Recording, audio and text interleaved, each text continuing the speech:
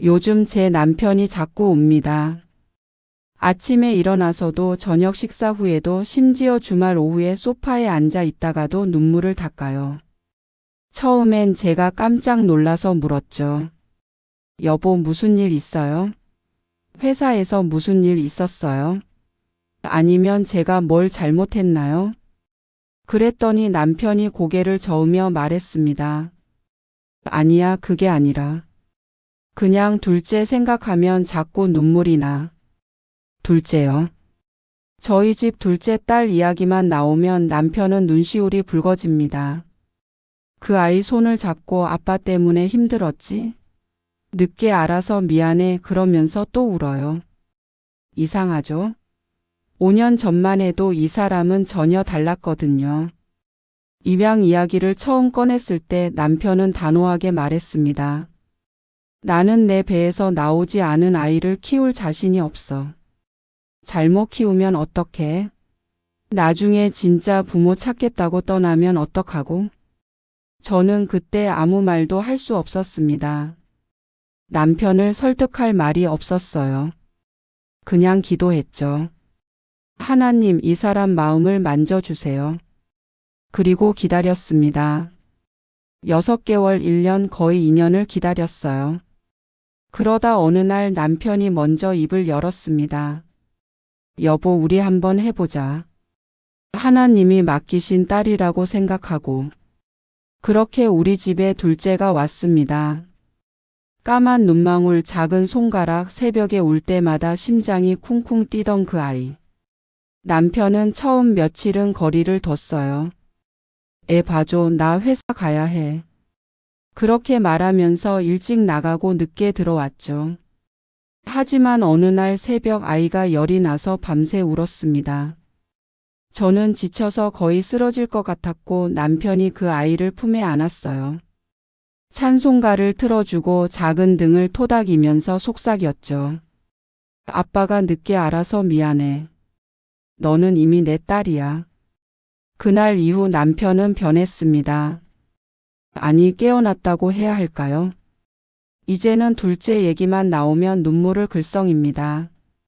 방송 촬영장 대기실에서도 교회 주차장에서도 친구들이 물어요. 집사님, 요즘 왜 이렇게 눈이 자주 빨개요? 저는 웃으면서 대답하죠. 우리 남편이 요즘 자주 울어서요.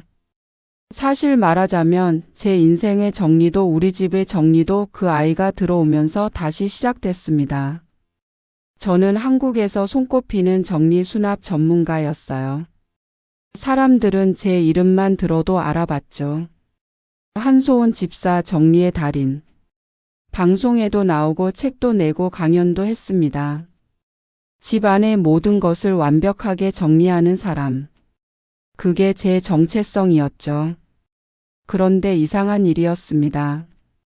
저는 다른 사람들의 집은 척척 정리할 수 있었지만 제 마음은 정리할 수 없었어요. 제 결혼 생활도 제 신앙도 제 자녀 양육도 전부 엉망이었습니다. 겉으로는 완벽해 보였지만 안은 텅 비어 있었어요. 하나님은 제 서랍 어딘가에 조용히 계셨고 저는 제 계획표와 체크리스트로 인생을 살았죠. 그런 제가 어떻게 변했을까요? 어떻게 정리 강박에서 벗어나 입양을 결심하고 지금은 교회마다 돌아다니며 입양 사역 이야기를 하게 됐을까요? 그건 하나님이 제게 물으셨기 때문입니다. 소은아, 너는 하늘나라 가고 나면 무엇을 유품으로 남길 거니? 비싼 식탁? 명품 가방? 아니면 누군가를 사랑한 흔적? 그 질문 앞에서 저는 무너졌습니다. 그리고 깨달았죠. 하나님이 저를 만드신 이유가 뭔지, 제 상처와 강박과 완벽주의까지도 왜 허락하셨는지, 이제부터 그 이야기를 들려드리려 합니다. 지저분한 집에서 자란 한 소녀가 정리의 달인이 되고 완벽주의에 갇혔다가 결국 하나님 앞에 무너져 다시 세워지기까지의 이야기를요. 저는 인천의 오래된 다세대 주택에서 자랐습니다. 1980년대 후반 골목마다 아이들이 뛰어놀던 시절이었죠. 하지만 저는 친구들을 집에 초대할 수 없었어요. 우리 집은 항상 어질러져 있었거든요. 현관문을 열면 제일 먼저 보이는 건 택배 상자 더미였습니다. 엄마가 주문한 건지 아빠가 주문한 건지 알 수 없는 물건들이 뜯지도 않고 쌓여 있었죠. 거실 한쪽엔 외상 장부가 널려 있었고 옷가지들은 의자 위에 산처럼 쌓여 있었어요. 식탁 위엔 며칠 전 먹던 반찬 그릇이 그대로 놓여 있었고요. 엄마는 바쁜 사람이었습니다. 여러 가지 일을 동시에 하셨어요. 새벽엔 시장에 나가고 낮엔 공장 일을 하고 저녁엔 집에서 부업 일을 하셨죠. 항상 지쳐 계셨습니다. 집안일 할 시간도 여유도 없었어요. 아빠는 사업을 하셨는데 자주 실패했습니다. 그럴 때마다 집에 잘 안 들어오셨죠. 부부싸움도 잦았고요. 그런 집에서 자란 저는 늘 움츠러들어 있었습니다. 방 구석에 쪼그려 앉아 그림을 그리거나 혼자 책을 보거나 그렇게 시간을 보냈어요. 학교에서 친구들이 물어올 때마다 가슴이 철렁했죠. 소은아, 너희 집 놀러 가도 돼? 그러면 저는 얼버무렸습니다. 우리 집은 지금 공사 중이야. 다음에. 공사는 끝나지 않았습니다. 1년이 지나도 2년이 지나도 우리 집은 여전히 어질러져 있었어요. 그러다 초등학교 4학년 때였습니다. 같은 반 친구 하나가 저를 끝까지 따라왔어요. 그 친구는 교회를 다니는 아이였는데 순수하고 착했죠. 소은아, 나 너희 집 한번 보고 싶어. 그렇게 졸라서 결국 현관 앞까지 왔습니다. 현관문을 열자마자 그 친구의 표정이 굳었어요. 문틈으로 보이는 엉망인 집 안. 쌓인 택배 상자, 널린 옷까지, 먼지 쌓인 선풍기. 친구는 아무 말도 하지 않았습니다. 그냥 저를 보더니 조용히 말했죠. 괜찮아, 소은아. 우리 집에 와. 우리 집은 깔끔해. 그 말이 칭찬처럼 들리지 않았습니다. 동정처럼 들렸어요. 아니, 차라리 비난처럼 들렸죠. 너희 집은 지저분하구나. 너는 그런 집에서 사는 아이구나. 그날 밤 저는 이불을 뒤집어 쓰고 울었습니다. 그리고 다짐했어요. 나는 커서 절대 이렇게 살지 않을 거야. 나는 정리된 집에서 살 거야. 완벽하게 깔끔한 집. 아무도 손가락질하지 않는 집. 중학교에 올라가면서 저는 변하기 시작했습니다. 제 방만이라도 깨끗하게 만들기로 했어요. 매일 아침 일어나면 이불을 개고 책상을 닦고 옷을 정리했습니다. 엄마가 아무리 바빠도 제 방만은 제가 책임졌죠. 거실은 여전히 어질러져 있었지만 제 방문을 닫으면 그곳만은 제 세계였어요. 고등학교 때는 더 심해졌습니다. 공부도 중요했지만 저에게 더 중요한 건 정돈이었어요. 필통 안에 연필은 늘 내자로, 지우개는 한쪽 구석, 자는 반대편. 교과서는 과목별로 색깔 라벨을 붙였고 노트는 날짜 순으로 정리했죠. 친구들이 신기해했습니다. 소은아, 너 진짜 깔끔하다. 나도 좀 가르쳐줘. 그때부터였습니다. 친구들 책상을 정리해주고 사물함을 정돈해주고 그러면서 느낀 거예요. 아, 나는 이게 좋구나. 어지러운 걸 깔끔하게 만드는 게 좋구나. 지저분한 공간에 질서를 부여하는 게 좋구나. 이건 제 상처에서 나온 강박이었지만 동시에 제 재능이기도 했습니다. 대학은 실내 디자인과에 갔습니다. 공간을 아름답게 만드는 법을 배우고 싶었어요. 졸업 후엔 인테리어 회사에 취직했고 거기서 쇼핑몰 스타일리스트 일도 했죠. 하지만 제가 정말 좋아하는 건 따로 있었습니다. 정리, 수납, 정돈. 물건들을 제자리에 놓고 공간에 숨을 불어넣는 일. 20대 후반 저는 회사를 그만두고 독립했습니다. 정리 수납 전문가로요. 그때만 해도 한국에 이런 직업이 거의 없었어요. 사람들은 의아해했죠. 정리를 돈 주고 시켜? 근데 신기하게도 의뢰가 들어오기 시작했습니다. 이사 준비하는 집, 출산 후 정신없는 집, 부모님 집 정리가 필요한 집. 저는 그 집들에 가서 하나하나 손을 댔어요. 옷장을 비우고 다시 채우고 주방 서랍을 분류하고 거실 수납장을 재배치하고. 그러면 사람들이 눈물을 흘리며 말했습니다. 와, 우리 집이 이렇게 넓었어요? 이렇게 살기 좋았어요? 감사합니다, 선생님. 그 말을 들을 때마다 저는 뿌듯했습니다. 동시에 씁쓸했죠. 어린 시절에 제가 떠올랐거든요. 지저분한 집에서 숨죽이며 살던 그 아이. 친구 초대도 못하던 그 아이. 그 아이가 이제 다른 사람들의 집을 정리해주고 있었어요. 이건 치유일까요? 아니면 여전히 상처일까요? 저는 알 수 없었습니다. 어쨌든 일은 잘 됐어요. 사진을 찍어서 블로그에 올리면 사람들이 좋아했고 방송 제안도 들어왔습니다. 처음엔 케이블 채널의 작은 프로그램이었지만 곧 지상파에도 출연했죠. 정리의 달인 한소은. 그게 제 별명이 됐어요.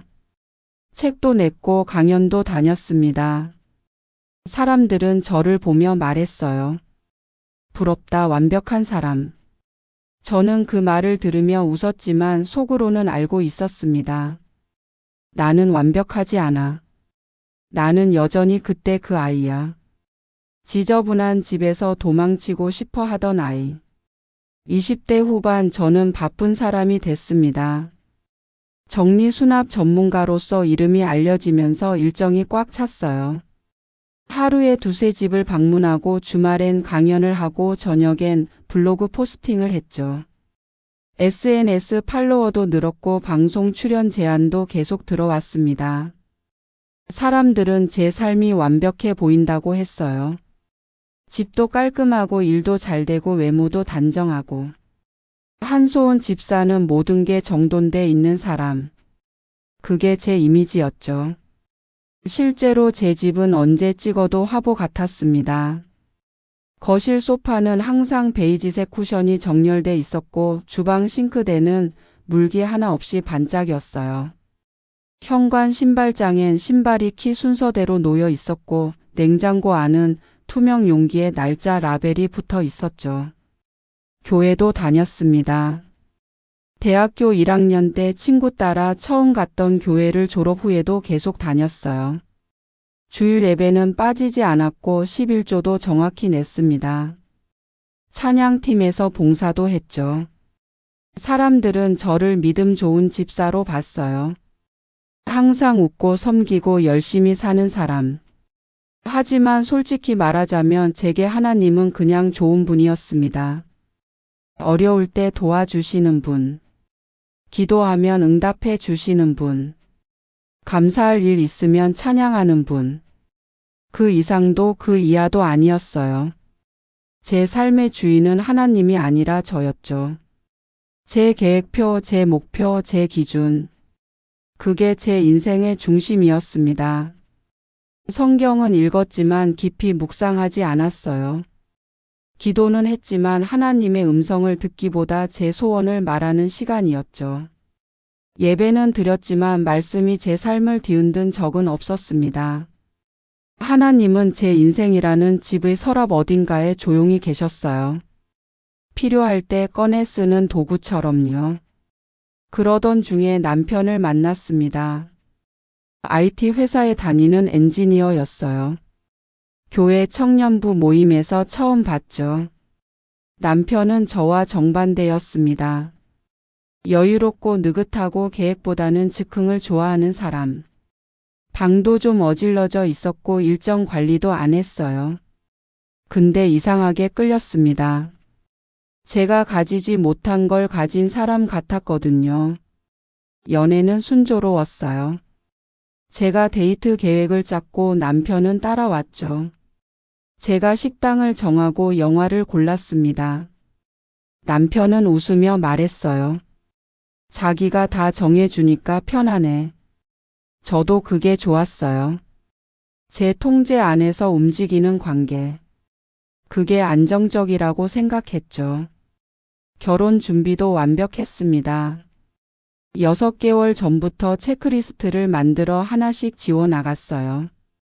예식장, 스튜디오, 드레스, 한복, 신혼집 계약, 가구 배치, 혼수 리스트.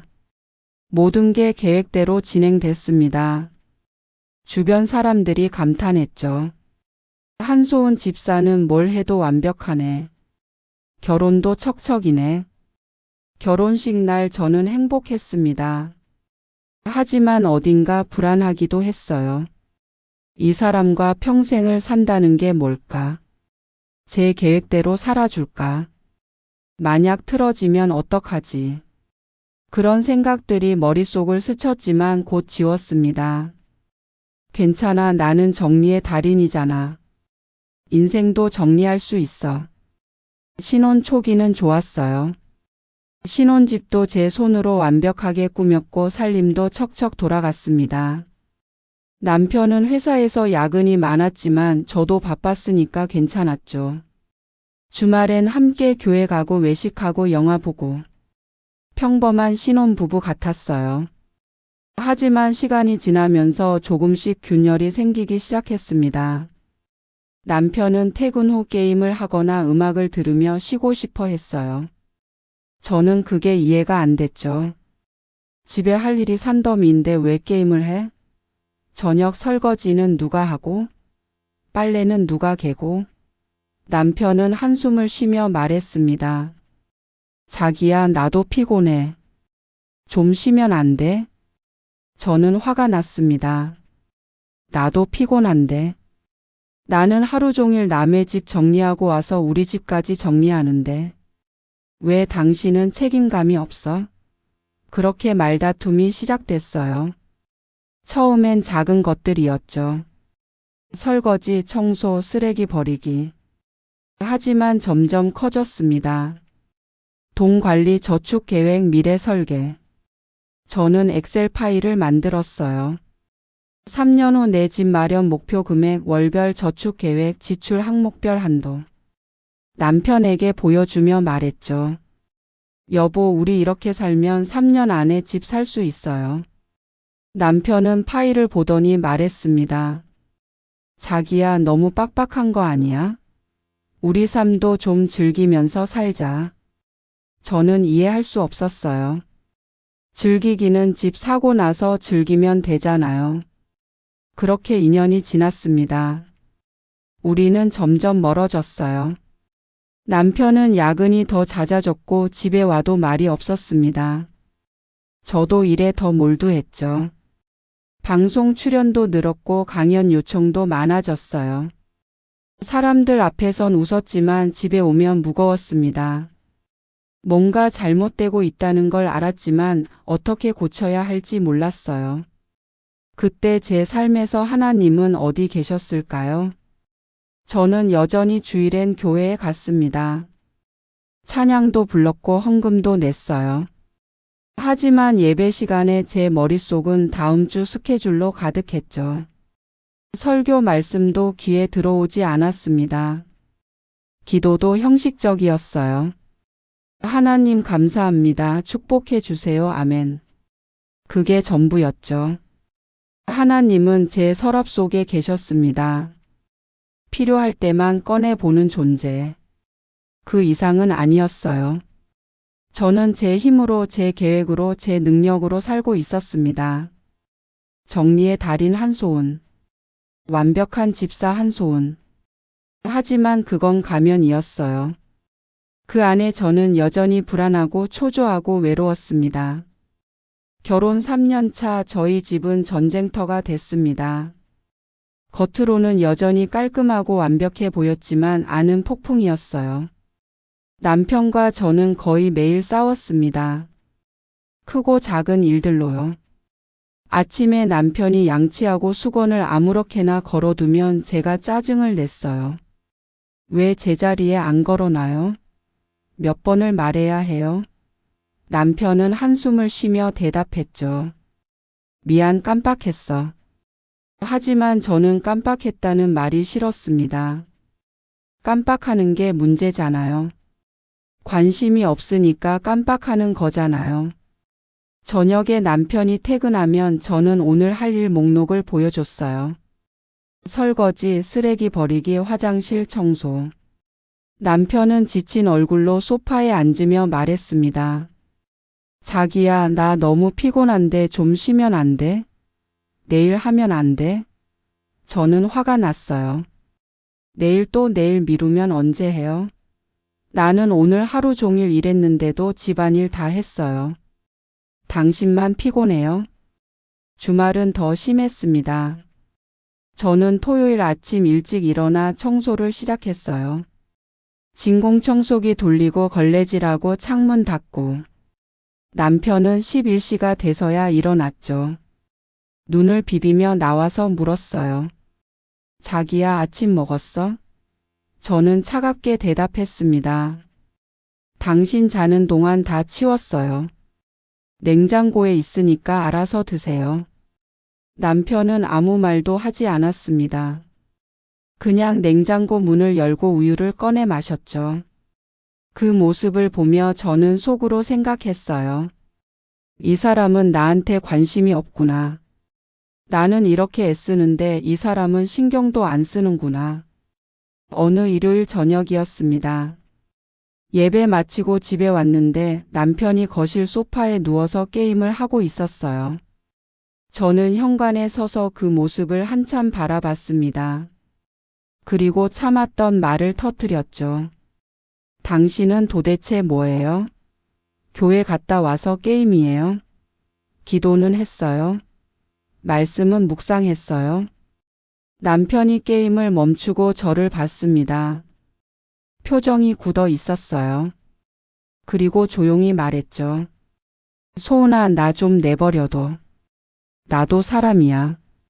쉬고 싶어. 저는 소리쳤습니다. 쉬는 게 게임이에요? 우리 집은요? 우리 미래는요? 당신은 책임감이 없어요. 계획도 없고 목표도 없고 그냥 하루하루 살잖아요. 남편이 벌떡 일어났습니다. 눈빛이 날카로워졌어요. 그리고 처음으로 큰 소리를 냈죠. 나는 책임감 없는 사람이야. 나는 매일 야근하면서 돈 벌어오잖아. 근데 집에 오면 숨이 막혀.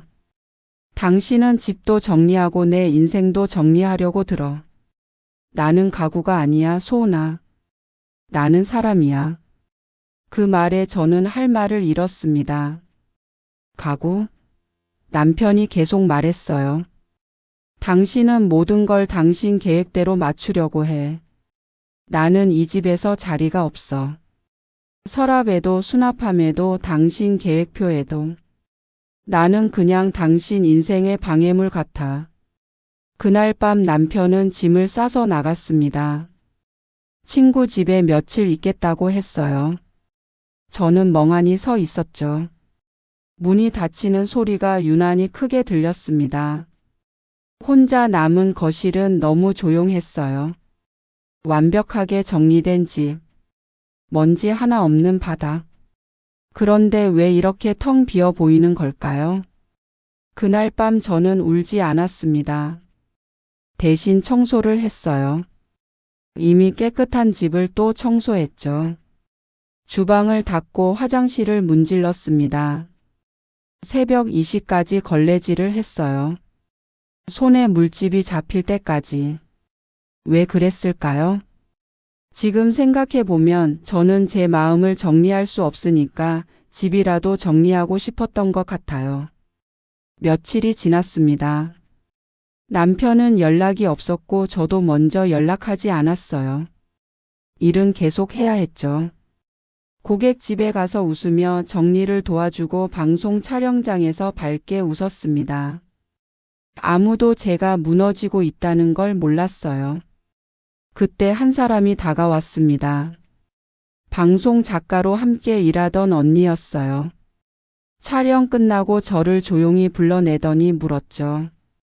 소은 씨, 요즘 많이 힘들어 보여요. 무슨 일 있어요? 저는 고개를 저었습니다. 아니에요, 괜찮아요.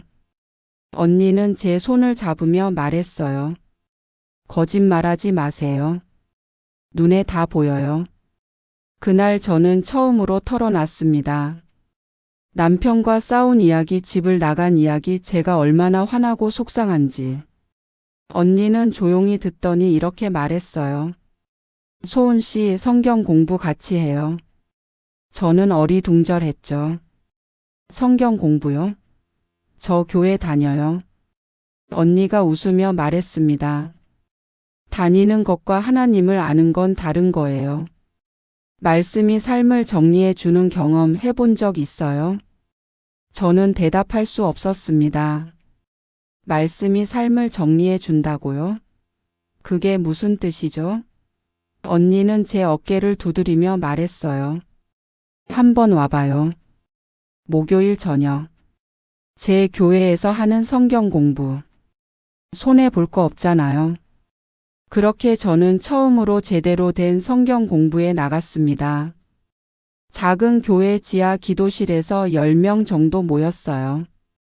인도자가 창세기를 펴며 말했죠. 오늘은 하나님이 천지를 창조하신 이야기를 보겠습니다. 저는 속으로 생각했어요. 창세기? 이미 아는 내용인데. 하지만 그날 들은 말씀은 달랐습니다. 하나님이 세상을 창조하실 때 혼돈에서 질서를 만드셨다는 것. 어둠과 빛을 나누고 땅과 바다를 구분하고 각각 제자리를 주셨다는 것. 그런데 그 모든 창조의 목적은 사람이었다는 거예요. 하나님은 사람을 만드시고 그들과 관계하기 원하셨다고요. 그 순간 제 가슴이 뜨거워졌습니다. 관계. 하나님은 완벽한 창조보다 관계를 원하셨다는 거예요. 저는 그동안 뭘 했을까요? 완벽한 집, 완벽한 계획, 완벽한 인생. 하지만 관계는요? 하나님과의 관계는요? 남편과의 관계는요? 공부가 끝나고 저는 화장실에 가서 울었습니다. 세면대에 손을 짚고 거울을 봤어요. 눈이 퉁퉁 붓고 마스카라가 번진 얼굴. 정리의 달인 한소은. 완벽한 집사 한소은. 근데 이 사람은 누구죠? 하나님을 정말 아는 사람인가요? 아니면 그냥 하나님을 서랍 속에 넣어둔 사람인가요? 그날 밤 저는 처음으로 진짜 기도를 했습니다. 하나님, 저 잘못 살았어요. 제가 주인인 줄 알고 살았어요. 제 계획이 제일 중요한 줄 알았어요. 근데 아니었네요. 제 결혼이 망가진 건 남편 탓이 아니라 제 탓이에요. 제가 하나님 없이 살았기 때문이에요. 그 기도 후로 뭔가 바뀌기 시작했습니다. 천천히 조금씩요.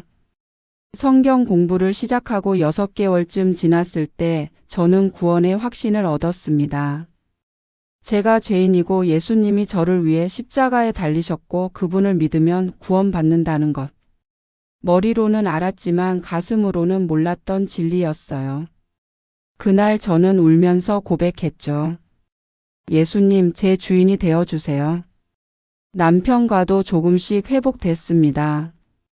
제가 먼저 사과했어요. 여보, 미안해요. 내가 당신을 정리하려고 했어요. 내 계획에 맞추려고 했어요. 남편은 놀람표로 저를 봤죠. 그리고 눈물을 글썽이며 말했습니다. 나도 미안해, 소은아. 나도 좀 더 노력할게. 우리는 함께 성경 공부를 시작했어요. 남편은 비신자였지만 조심스럽게 따라왔습니다. 처음엔 어색해했죠. 하지만 몇 달 지나지 않아 남편도 변하기 시작했어요. 어느 날 혼자 기도하더니 말했습니다. 소은아, 나도 예수님 믿을래. 저는 그 말을 듣고 울었어요. 하나님이 우리 집을 회복시켜 주셨구나. 그렇게 1년이 흘렀습니다. 저희는 아기를 기다리고 있었어요. 결혼한 지 4년이 됐지만 아직 아이가 없었죠. 병원에 가봤지만 특별한 문제는 없었습니다. 때가 되면 생기겠지 그렇게 생각하며 기다렸어요. 그런데 그때 엄마에게서 전화가 왔습니다. 소은아, 엄마가 병원 갔다 왔는데. 목소리가 떨렸어요. 저는 가슴이 철렁했죠. 엄마, 무슨 일이에요? 엄마는 한참을 말하지 못하다가 조용히 말했어요. 위암이래. 그날 저는 모든 일정을 취소하고 인천으로 달려갔습니다. 엄마는 집에서 저를 기다리고 계셨어요. 여전히 어지러운 집, 쌓인 물건들. 하지만 그날은 그게 중요하지 않았죠. 엄마를 끌어안고 울었습니다. 엄마, 괜찮아요. 우리 치료 잘 받아요. 엄마는 항암 치료를 시작했어요. 하지만 동시에 이상한 일을 하셨죠. 집안 정리를 시작한 거예요. 평생 정리와는 거리가 멀었던 엄마가 갑자기 물건을 버리기 시작했습니다. 이건 내가 가져가라, 이건 동생 줘라, 이건 버려도 돼. 저는 말렸어요. 엄마, 왜 이러세요? 아직 괜찮잖아요. 엄마는 씁쓸하게 웃으며 말했습니다. 소은아, 엄마가 죽으면 너희가 이거 다 정리해야 하잖아. 미리 좀 해놓으려고. 저는 그 말에 울컥했어요. 엄마, 그런 말 하지 마세요. 엄마는 안 죽어요. 하지만 엄마는 고개를 저었죠. 사람은 다 죽어, 소은아. 나도 언젠간 가야지. 엄마는 항암을 하면서도 달력에 뭔가를 적기 시작했어요. 식단, 운동, 기도 제목. 저는 물었죠. 엄마, 뭐 하세요? 엄마가 대답했습니다. 이제라도 나를 좀 돌보고 싶어서. 평생 남 챙기느라 정신없이 살았는데 이제는 좀 나를 챙겨야 할 것 같아. 그 말이 가슴에 박혔습니다. 엄마는 평생 가족을 위해 희생하셨어요. 여러 일을 하며 돈을 벌고 우리를 먹이고 입혔죠. 자기 자신은 돌보지 않았어요. 늘 낡은 옷을 입고 화장품도 안 바르고 미용실도 안 가셨습니다. 그러다 암에 걸리셨어요. 엄마의 투병 생활은 5년 동안 계속됐습니다. 호전됐다가 재발하고 또 호전됐다가 전이 되고. 그 과정에서 저는 엄마를 자주 뵀어요. 주말마다 인천에 내려가서 함께 시간을 보냈죠. 엄마와 산책도 하고 밥도 해드리고 성경책도 읽어드렸습니다. 엄마는 신앙이 있는 분은 아니었어요. 하지만 제가 성경을 읽어드리면 조용히 들으셨죠. 가끔 눈물을 닦으시기도 했어요. 어느 날 엄마가 말했습니다. 소은아, 엄마도 천국 갈 수 있을까? 저는 엄마 손을 잡으며 말했어요. 엄마, 예수님 믿으면 돼요. 그럼 천국 가요. 그날 엄마는 작은 목소리로 기도했습니다. 예수님, 저 같은 사람도 받아주시나요? 저는 아무것도 한 게 없는데. 저는 엄마에게 말했어요. 엄마, 하나님은 우리가 뭘 해서 구원하시는 게 아니에요. 그냥 믿음으로 구원하세요. 엄마는 고개를 끄덕이며 눈물을 흘렸죠. 그로부터 1년 후 엄마는 하늘나라로 가셨습니다. 60대 초반이었어요. 임종 자리에 온 가족이 모였고 엄마는 평안한 얼굴로 눈을 감으셨습니다. 저는 엄마 손을 잡고 울었어요. 엄마, 천국에서 다시 만나요. 장례를 치르고 나서 저는 엄마 집을 정리해야 했습니다. 오랫동안 미뤄뒀던 일이었죠. 동생과 함께 집에 들어갔어요.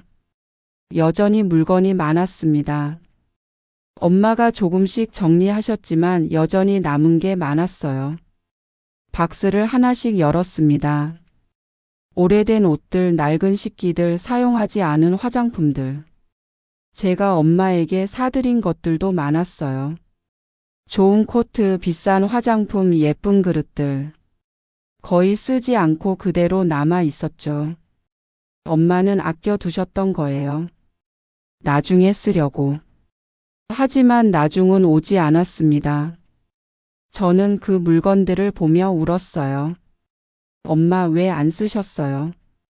제가 드린 건데. 쓰라고 드린 건데. 엄마는 평생 자기 자신에게 아무것도 쓰지 않으셨어요. 늘 아끼고 참고 나중을 위해 남겨두셨죠. 그때 방 한구석에서 낡은 공책 한 권을 발견했습니다. 표지가 해져서 거의 떨어질 것 같은 공책. 뭔가 싶어서 펼쳤어요.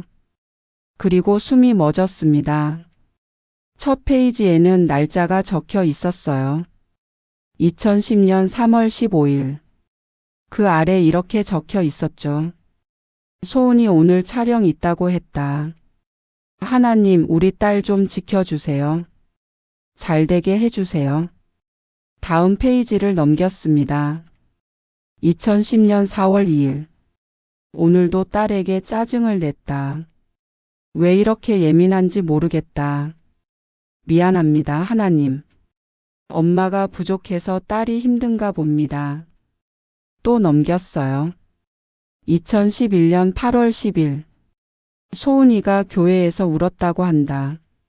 드디어 하나님을 만난 것 같다. 감사합니다. 제 기도를 들어주셔서 감사합니다. 2015년 1월 3일. 암 진단을 받았다. 무섭다. 하지만 소은이한테는 말하지 말아야지. 걱정할 거다. 하나님, 제가 죽어도 괜찮은데 소은이만 잘 살게 해주세요. 저는 공책을 가슴에 안고 바닥에 주저앉았습니다. 엄마. 엄마는 이렇게 저를 위해 기도하셨구나. 매일매일. 제가 잘되기를, 행복하기를, 하나님을 만나기를. 그렇게 기도하셨구나. 저는 엄마가 남긴 유품이 뭔지 알았습니다. 비싼 화장품도 새 옷도 그릇도 아니었어요. 이 낡은 공책. 엄마가 저를 위해 매일 써 내려간 기도장. 그게 엄마의 진짜 유품이었어요. 며칠 후 저는 교회 입양 후원 단체 모임에 참석했습니다. 거기서 작은 박물관을 둘러봤어요. 오래전 이 땅에 오셨던 선교사들의 유품이 전시돼 있었죠. 한쪽 유리 케이스에는 낡은 성경책 한 권과 찢어진 앞치마 하나가 놓여 있었습니다. 설명 팻말에는 이렇게 쓰여 있었어요. 한 선교사가 평생 사용하며 아이들을 돌봤던 유품. 저는 그 앞에 한참 서 있었습니다. 그리고 스스로에게 물었어요. 나는 하늘나라 가고 나면 무엇을 유품으로 남길 수 있을까? 완벽하게 정리된 장롱, 깨끗한 주방 싱크대, 명품 가방, 아니면 누군가를 사랑한 흔적? 그날 밤 저는 하나님께 기도했습니다. 하나님, 제가 남길 유산이 뭔가요? 제 인생의 목적이 뭔가요? 정리 잘하는 여자로 기억되고 싶지 않아요. 누군가를 진짜 사랑한 사람으로 기억되고 싶어요. 그때 제 마음에 조용한 음성이 들렸습니다. 아이들을 사랑해라. 그게 내 부르심이야. 엄마 장례를 치르고 1년쯤 지났을 때 저는 여전히 공허했습니다. 일은 계속했지만 뭔가 의미가 없었어요. 사람들 집을 정리해주고 방송에 나가고 강연을 해도 마음 한구석이 비어 있었죠. 엄마가 남긴 기도장을 자주 펼쳐봤어요. 그리고 물었습니다. 하나님, 제 인생도 이렇게 누군가를 위한 기도로 채워질 수 있을까요? 그때 성경 공부 모임에서 한 언니가 제안했습니다. 소은 씨, 우리 해외 비전 트립 같이 가요. 어린이 후원 단체에서 필리핀 가는데 같이 가요. 저는 고개를 가웃거렸죠. 저요? 저는 뭘 할 수 있는데요? 언니가 웃으며 말했어요. 소은 씨 정리 잘하잖아요. 고아원 가서 아이들 방도 정리해주고 수납법도 알려주고 오면 되죠. 그렇게 저는 처음으로 해외 선교 여행을 떠났습니다. 필리핀 마닐라 외곽의 한 빈민가였어요. 비행기에서 내려 차를 타고 한참을 가니까 판잣집들이 빼곡히 모여 있었습니다. 좁은 골목 하수구 냄새, 맨발로 뛰어다니는 아이들. 저는 숨이 막혔어요. 이런 곳이 있구나. 우리는 작은 교회 건물에 짐을 풀었습니다. 현지 목사님이 우리를 반겼고 아이들이 우르르 몰려왔어요. 까만 눈망울, 환한 웃음. 안녕하세요. 반갑습니다. 서툰 한국말로 인사했죠. 저는 그 아이들을 보며 마음이 뜨거워졌습니다. 다음 날부터 우리는 봉사를 시작했어요. 저는 아이들이 사는 집을 방문했습니다. 한 중학생 여자아이의 집이었어요. 판잣집이라고 하기도 민망한 정말 작은 공간이었죠. 한 방에서 온 가족이 살고 있었어요. 천장은 낮아서 어른이 서면 머리가 닿을 것 같았고 바닥 아래로는 오물이 흐르는 하수구가 보였습니다. 물건도 거의 없었어요. 옷 몇 벌, 낡은 이불, 플라스틱 그릇 몇 개. 제가 정리해 줄 게 뭐가 있겠어요. 저는 어색하게 서 있었습니다. 그때 그 아이가 다가와서 제 손을 잡았어요. 그리고 웃으며 말했죠. 여기 앉으세요, 언니. 우리는 함께 앉아 이야기를 나눴습니다. 아이는 영어를 조금 할 수 있었어요. 학교에서 배웠다고 했죠. 저는 물었어요.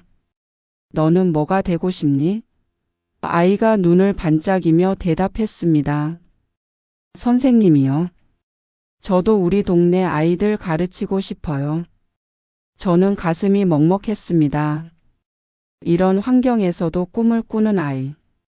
저는 또 물었어요. 힘들지 않니? 이렇게 좁은 집에서 살면. 아이는 고개를 저었어요. 아니요, 괜찮아요. 우리 가족 함께 있으니까요. 그리고 하나님이 계시니까요.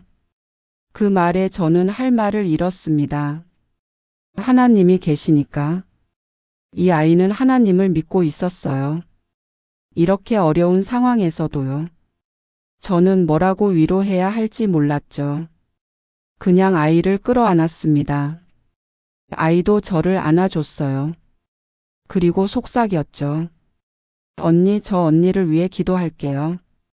하나님이 언니를 축복하실 거예요. 저는 그 순간 깨달았습니다. 누가 누구를 도우러 온 거지? 제가 이 아이들을 도우러 온 건가요? 아니면 이 아이들이 저를 살리러 온 건가요? 저는 완벽한 집, 정리된 인생을 가졌다고 생각했어요. 하지만 이 아이는 아무것도 없었지만 하나님을 가졌습니다. 그게 더 큰 부유함이었어요. 그날 저녁 우리는 교회에서 예배를 드렸습니다. 현지 아이들과 함께요. 아이들은 찬양을 불렀어요. 영어로, 타갈로그어로, 한국어로. 목소리는 작았지만 진심이 담겨 있었죠. 저는 눈물을 참을 수 없었습니다. 아이들이 손뼉을 치며 노래하는 모습을 보며 울었어요. 다음 날은 고아원을 방문했습니다. 갓난아기부터 10대까지 다양한 나이의 아이들이 있었어요. 저는 작은 아기 하나를 안아봤습니다. 따뜻한 체온, 작은 손가락.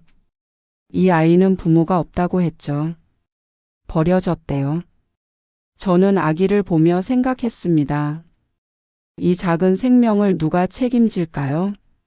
이 아이의 미래는 누가 만들어 줄까요? 그때 고아원 원장님이 말했습니다.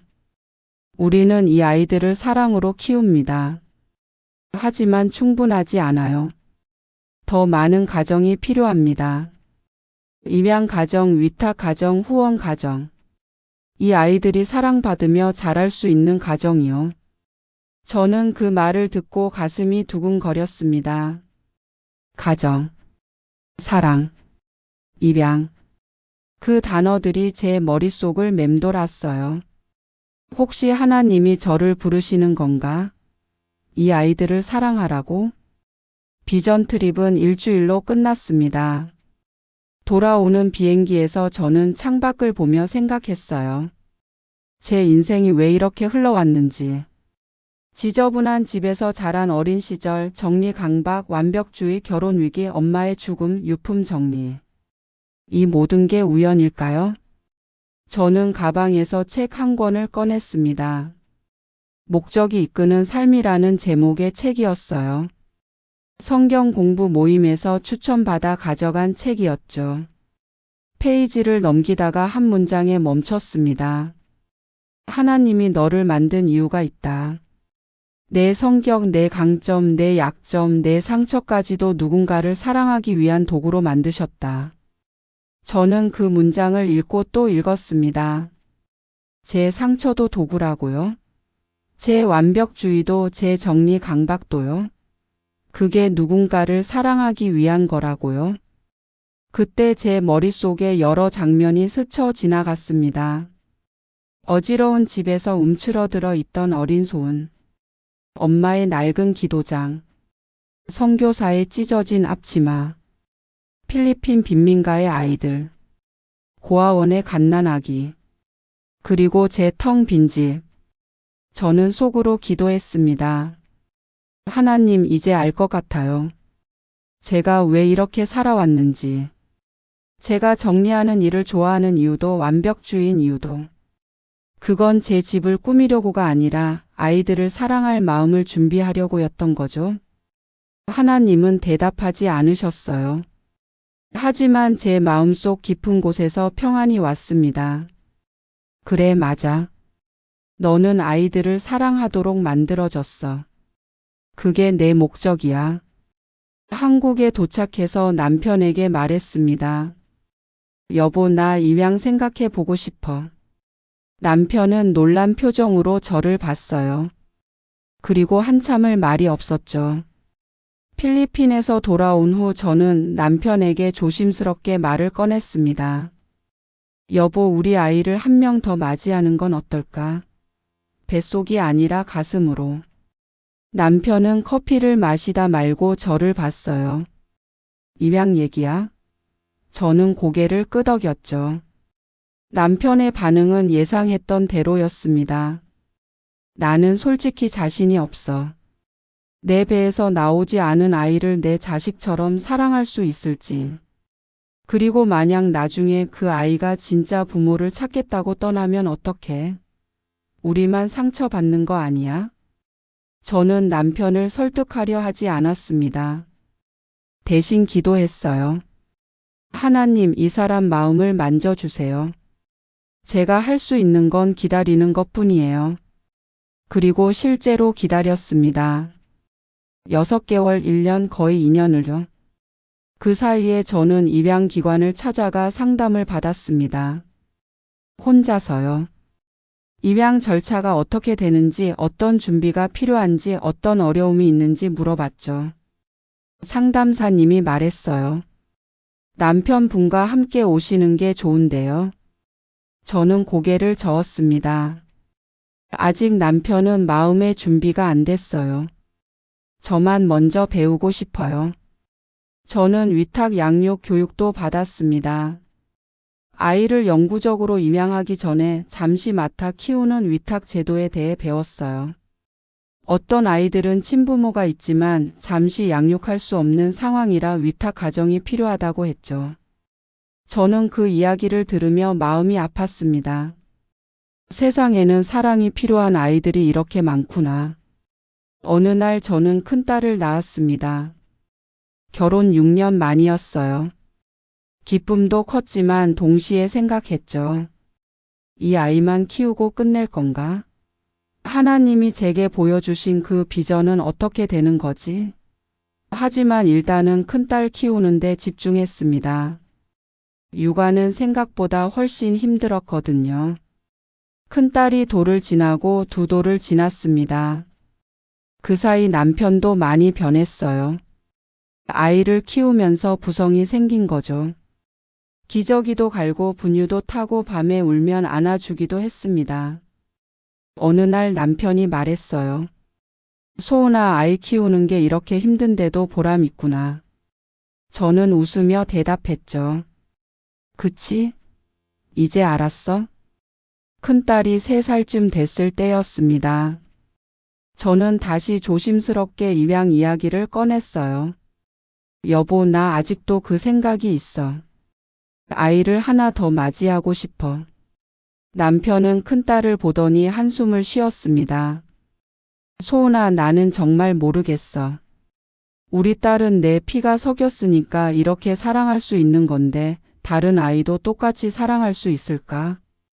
저는 남편에게 제가 받은 교육 자료를 보여줬습니다. 그리고 이야기를 들려줬어요.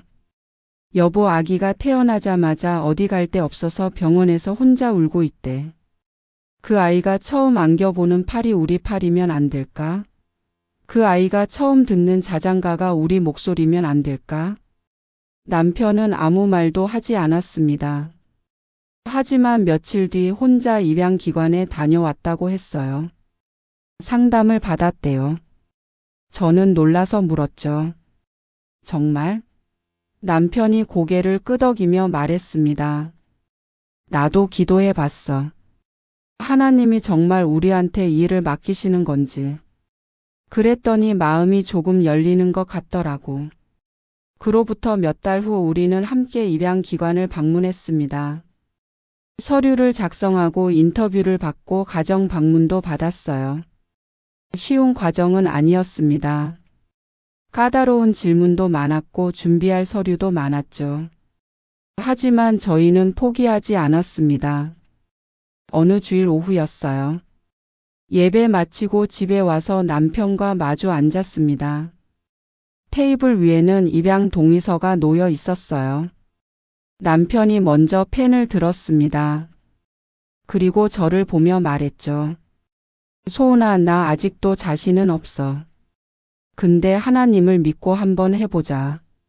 하나님이 맡기신 딸이라고 생각하고. 저는 눈물이 났습니다. 남편 손을 잡았어요. 고마워, 여보. 우리 잘할 수 있을 거야. 우리는 함께 서명을 했습니다. 떨리는 손으로요. 몇 달 후 전화가 왔습니다. 아기가 태어났대요. 여자아이. 건강하고 작고 까만 눈망울을 가진 아기. 저희는 병원으로 달려갔습니다. 간호사가 아기를 안겨줬어요. 처음 안아본 둘째 딸. 너무 가벼웠습니다. 너무 작았어요. 저는 아기를 보며 울었죠. 우리 딸. 하나님이 보내주신 딸. 남편도 아기를 안아봤습니다. 하지만 표정이 굳어 있었어요. 어색해 보였죠. 저는 알았습니다. 남편이 아직 마음을 열지 못했다는 걸. 괜찮아, 천천히 하면 돼. 그렇게 생각했어요. 아기를 집으로 데려왔습니다. 큰딸이 동생을 보고 신기해했어요. 엄마, 이게 내 동생이야? 저는 큰딸을 안아주며 말했죠. 응, 내 동생이야. 우리 가족이야. 큰딸은 동생 볼을 쓰다듬었습니다. 귀엽다. 하지만 남편은 여전히 거리를 뒀어요. 아기가 울어도 저만 안아줬고 기저귀 갈 때도 저만 했습니다. 남편은 회사 일이 바쁘다며 일찍 나가고 늦게 들어왔죠. 저는 속상했지만 참았어요. 시간이 필요한 거겠지. 그러던 어느 날 새벽이었습니다. 아기가 열이 나서 밤새 울었어요. 저는 지쳐서 거의 쓰러질 것 같았습니다. 그때 남편이 일어나더니 아기를 안았어요. 내가 볼게, 자기는 좀 자. 저는 고맙다고 말하고 눈을 붙였죠. 1시간쯤 지나 눈을 떴습니다. 거실에서 은은한 불빛이 보였어요. 남편이 아기를 품에 안고 소파에 앉아 있었습니다. 핸드폰으로 찬송가를 틀어주고 있었죠. 작은 등을 토닥이면서요. 저는 방문 뒤에서 조용히 지켜봤습니다. 남편이 아기에게 속삭이는 게 들렸어요. 미안해, 아빠가 늦게 알아서. 너는 이미 내 딸인데 아빠가 몰랐어. 이제 알았어. 너는 하나님이 우리한테 보내주신 선물이야. 아빠가 너를 사랑할게. 평생. 저는 그 모습을 보며 울었습니다. 소리 내지 않으려고 입을 막았어요. 하나님 감사합니다. 우리 남편 마음을 열어주셔서 감사합니다. 그날 이후 남편은 변했습니다. 아기를 진짜 딸처럼 대하기 시작했어요. 퇴근하면 제일 먼저 아기를 안아줬고 주말엔 함께 산책을 나갔습니다. 큰딸과 둘째를 양손에 하나씩 잡고 걸어가는 남편의 뒷모습. 저는 그 모습을 보며 생각했어요. 이게 하나님이 원하셨던 우리 가족이구나. 둘째가 우리 집에 온 지 5년이 지났습니다. 큰딸은 중학생이 됐고 둘째는 초등학교 2학년이 됐어요. 저는 여전히 정리수납 전문가로 일하고 있었지만 이제는 입양과 위탁에 대한 강의도 하기 시작했죠. 교회에서도 단체에서도 요청이 들어왔습니다. 겉으로 보기엔 모든 게 순조로웠어요.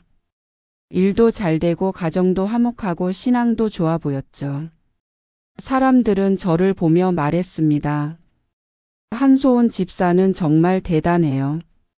임양도 하고 일도 잘하고 아이들도 잘 키우고.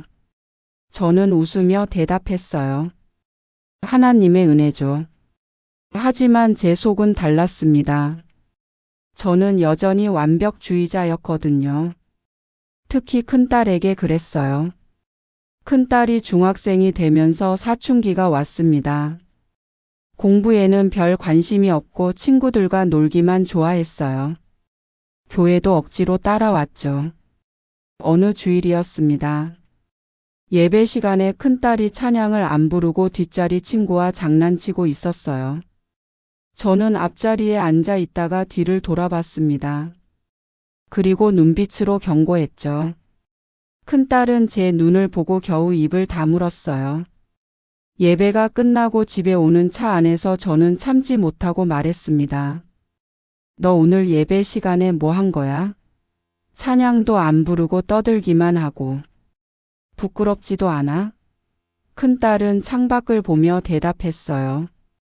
미안해요. 저는 화가 났습니다. 미안하다고만 하면 돼? 너 매주 그래. 집에 도착해서도 잔소리가 계속됐어요. 방 좀 치워라, 책상 좀 정리해라, 성경책은 제대로 펴봤니, 요즘 기도는 하고 사니? 큰딸은 아무 대답도 하지 않고 방으로 들어가 버렸습니다.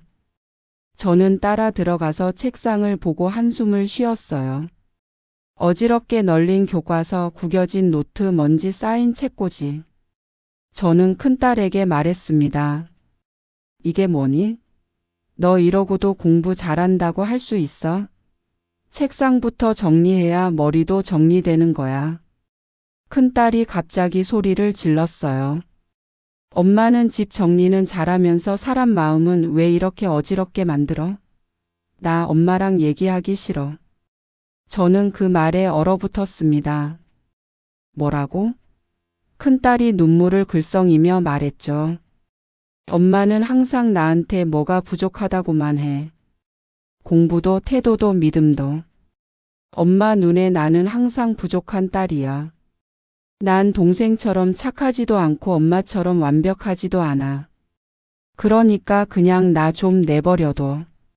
큰딸은 방문을 쾅 닫아버렸습니다. 저는 복도에 멍하니 서 있었어요. 가슴이 답답했습니다. 나는 잘못한 게 없는데. 엄마로서 당연한 말을 한 건데. 왜 저 애는 저렇게 반응하는 거지? 그날 밤 저는 잠을 이룰 수 없었습니다. 거실로 나와 소파에 앉았어요. 핸드폰을 만지작거리다가 유튜브를 켰습니다. 우연히 찬양 하나가 재생됐죠. 내 뜻과 내 생각 내려놓고 주님 앞에 다 드립니다. 그 가사를 들으며 눈물이 났습니다. 내 뜻과 내 생각. 저는 그동안 제 뜻대로 살아왔어요. 제 기준으로 아이를 판단하고 제 계획에 맞추려고 했죠. 하나님의 뜻은 물어보지 않았습니다. 저는 무릎을 꿇고 기도했어요. 하나님, 제가 또 교만했습니다. 제가 또 제 힘으로 살려고 했어요. 큰딸을 제 기준에 맞추려고 했어요. 그게 완벽주의였어요. 아니, 교만이었어요. 하나님, 용서해 주세요. 기도하는 중에 하나님이 제 마음에 말씀하셨습니다. 소은아, 너는 내 딸을 사랑하는 게 아니라 정리하려고 하는구나. 그 아이는 내 작품이 아니야. 내가 만든 딸이야. 내가 할 일은 정리하는 게 아니라 사랑하는 거야. 저는 그 음성에 무너졌습니다. 맞아요, 하나님. 저는 큰딸을 사랑한 게 아니라 정리하려고 했어요. 제 기준에 맞추려고 제가 원하는 모습으로 만들려고 했어요. 그게 사랑이 아니었어요. 다음 날 아침 저는 큰딸 방문을 두드렸습니다. 학교 가기 전이었어요. 큰딸은 차갑게 대답했죠. 뭐예요? 저는 방으로 들어가 큰딸 옆에 앉았습니다. 그리고 손을 잡으며 말했어요. 미안해. 엄마가 잘못했어. 엄마가 너를 사랑한 게 아니라 정리하려고 했어. 큰딸이 저를 봤습니다. 눈이 빨개졌어요. 저는 계속 말했죠. 엄마는 내가 완벽해지기를 바랐어. 근데 그건 엄마 욕심이었어. 너는 이미 충분히 좋은 아이야. 하나님이 만드신 소중한 딸이야. 엄마가 그걸 몰랐어. 미안해. 큰딸이 울기 시작했습니다. 저도 같이 울었어요. 우리는 한참을 안고 울었습니다. 큰딸이 속삭였죠. 엄마, 나도 미안해. 나도 노력할게. 저는 고개를 저었어요. 아니야. 내가 노력할 필요 없어. 그냥 너답게 살면 돼. 엄마는 그냥 내 편이 되어 줄게. 그날 이후 저는 변하기 시작했습니다. 큰딸 방을 들여다보지 않았어요. 책상이 어질러져 있어도 옷이 바닥에 널려 있어도 참았습니다. 대신 큰딸과 대화를 했죠. 오늘 학교에서 뭐 했어? 친구들이랑 재밌게 놀았어? 힘든 일은 없었어? 큰딸도 조금씩 마음을 열었습니다. 학교 이야기도 하고 친구 이야기도 했어요. 가끔은 고민도 털어놨죠. 그럴 때 저는 조언하지 않았습니다. 그냥 들어줬어요. 그래, 그랬구나. 힘들었겠다. 엄마가 기도할게. 둘째에게도 마찬가지였습니다. 저는 둘째에게 완벽함을 요구하지 않았어요. 그냥 있는 그대로 사랑했습니다. 둘째가 그림을 그리면 칭찬해줬고 노래를 부르면 박수 쳐줬어요. 성적이 좋지 않아도 괜찮다고 말했죠. 너는 소중해. 성적이 중요한 게 아니야. 제 기도 제목도 바뀌었습니다. 예전에는 이랬어요. 하나님, 큰딸이 공부 잘하게 해주세요. 좋은 대학 가게 해주세요. 둘째가 건강하게 자라게 해주세요. 하지만 이제는 이렇게 기도합니다. 하나님, 우리 딸들이 하나님을 진짜 하나님으로 알게 해주세요. 인생에서 하나님을 가장 사랑하게 해주세요. 그리고 평생 하나님을 더 깊이 알게 도와줄 멘토와 배우자를 보내주세요. 성적도 명문대도 좋은 직장도 중요하지 않아요. 하나님만 알면 돼요. 그렇게 기도하니까 마음이 평안해졌습니다. 제 딸들은 제 것이 아니에요. 하나님의 딸이에요. 저는 잠시 맡은 청지기일 뿐이죠. 그걸 깨달으니까 모든 게 가벼워졌어요. 지금 저는 40대 후반입니다. 큰딸은 고등학생이 됐고 둘째는 초등학교 6학년이에요. 저는 여전히 정리수납 전문가로 일하지만 이제는 다른 메시지를 전합니다. 단순히 예쁜 집을 만드는 게 아니라 진짜 의미 있는 삶을 정리하는 것에 대해요. 요즘 제가 자주 하는 강의가 있습니다. 유품 정리와 인생 정리. 사람들은 집을 정리할 때 물건만 생각해요. 하지만 저는 묻습니다. 당신이 하늘나라 가고 나면 무엇을 남길 건가요? 비싼 가구? 명품 가방? 아니면 누군가의 인생에 새겨진 사랑의 흔적? 강의가 끝나면 사람들이 눈물을 흘립니다. 그리고 말해요. 집사님 말씀 듣고 생각이 바뀌었어요. 저도 의미 있는 걸 남기고 싶어요. 저는 그 사람들에게 말합니다. 지금부터 시작하세요. 늦지 않았어요. 입양과 위탁에 대한 강의도 계속하고 있습니다. 교회마다 초청이 들어와요. 처음에는 사람들이 거리감을 느낍니다. 입양은 특별한 사람이 하는 거 아니에요? 우리 같은 평범한 사람은 못할 것 같은데요. 저는 웃으며 대답하죠. 아니에요. 입양은 평범한 교회가 함께 감당하는 일이에요. 어떤 가정은 직접 입양으로 참여할 수 있어요. 어떤 가정은 위탁으로 참여할 수 있죠.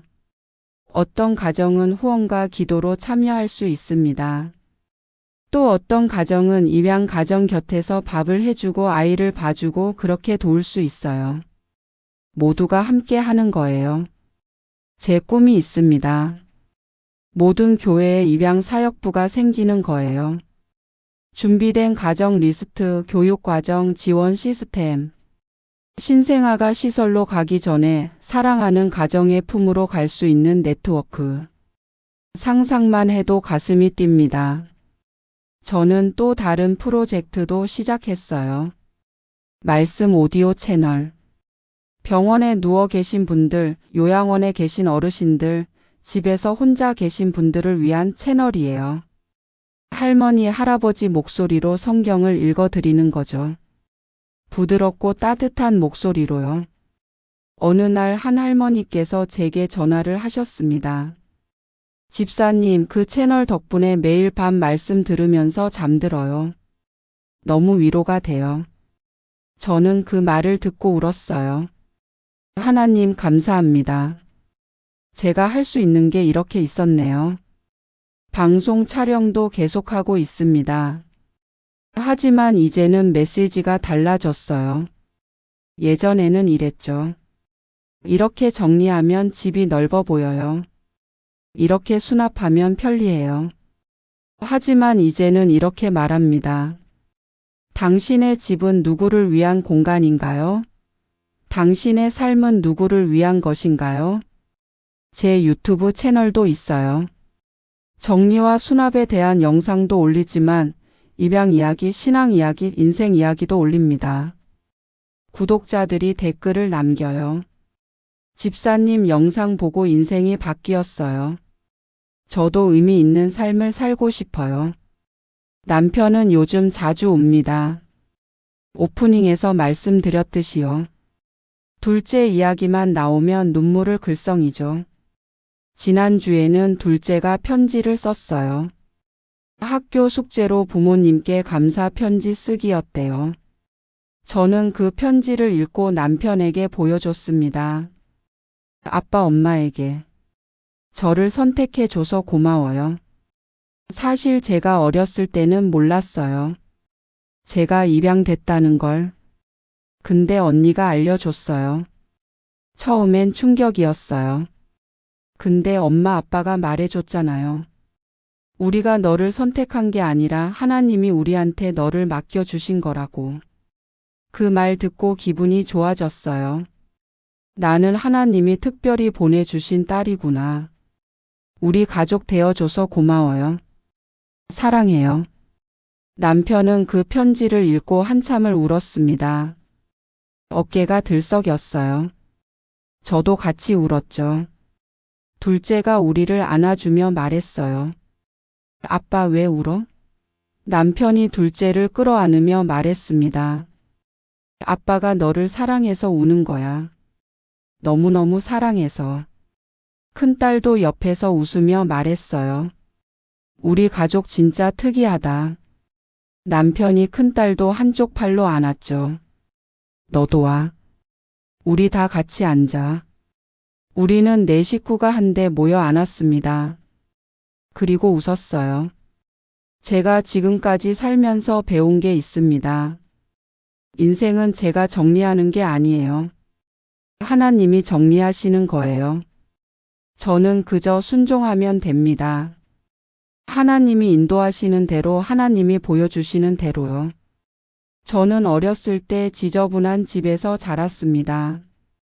그게 너무 싫어서 정리의 달인이 됐죠. 하지만 그건 하나님의 계획이었어요. 제가 정리를 좋아하는 이유는 남의 집을 예쁘게 꾸미려고가 아니었습니다. 아이들을 사랑할 마음을 준비하려고였어요. 제 완벽주의도 제 강박도 제 상처도 다 의미가 있었어요. 하나님은 그 모든 걸 사용하셔서 저를 지금 이 자리에 세우셨습니다. 입양과 위탁을 이야기하고 아이들을 사랑하고 교회와 사회를 섬기는 이 자리예요. 요즘 제가 자주 하는 기도가 있습니다. 하나님, 제가 하늘나라 가는 날 이렇게 불리고 싶어요. 정리의 달인 한소은이 아니라 아이들을 사랑한 엄마 한소은. 명품 가방과 깔끔한 집을 남긴 사람이 아니라 누군가의 인생에 사랑의 자국을 남긴 사람. 하나님은 제게 가장 큰 선물을 주셨어요. 제 남편, 제 큰딸, 제 둘째. 그리고 앞으로 제가 만날 수많은 아이들. 그 아이들을 사랑하며 사는 게 제 인생의 목적입니다. 여러분께도 묻고 싶습니다. 당신의 인생은 무엇으로 정리되고 있나요? 당신이 하늘나라 가고 나면 무엇을 남길 건가요? 늦지 않았습니다. 지금부터 시작하세요. 하나님이 당신을 만드신 이유를 찾으세요. 저는 오늘도 기도합니다. 하나님, 제 인생을 계속 정리해 주세요. 당신의 방식대로요. 그리고 저를 통해 더 많은 아이들이 사랑받게 해주세요. 저는 그저 당신의 손과 발이 되겠습니다. 마지막으로 남편이 며칠 전에 한 말로 마무리하고 싶습니다. 남편이 저녁 식사 후에 제게 말했어요. 소은아, 하나님이 우리 인생 제일 잘 정리하신 것 같아. 저는 웃으며 대답했죠. 맞아요, 여보. 하나님이 최고의 정리 전문가세요. 우리는 손을 잡고 기도했습니다. 하나님, 감사합니다. 우리 가족을 이렇게 만들어 주셔서 앞으로도 저희를 사용해 주세요. 더 많은 아이들이 사랑받는 세상을 위해. 아멘. 오늘도 은혜의 이야기를 들어주셔서 감사합니다. 은혜의 이야기가 널리 퍼질 수 있도록 좋아요, 구독과 알림 설정을 해주세요. 그리고 주변에 공유도 부탁드립니다. 오늘도 은혜 가득한 하루 되세요. 고맙습니다.